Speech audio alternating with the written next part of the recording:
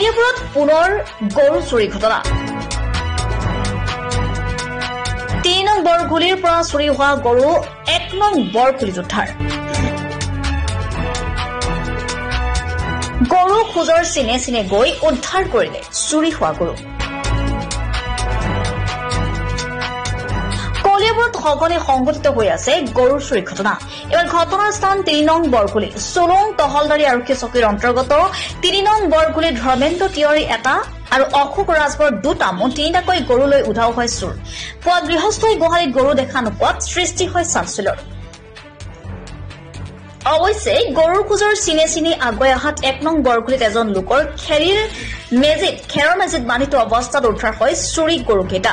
1 নং বৰগুলিৰ ফৈজুল হকে এই চুৰিকাণ্ডত সংঘটিত কৰাৰ সন্দেহ প্ৰকাশ কৰিছে গৰুগৰাকীয়ে ঘটনাস্থলীত চুলং আৰক্ষী উপস্থিত হৈ পৰিস্থিতি নিয়ন্ত্ৰণ কৰাৰ লগতে গৰু চুৰি সন্দেহত ফৈজুল হকক আটক কৰিছে আৰক্ষীয়ে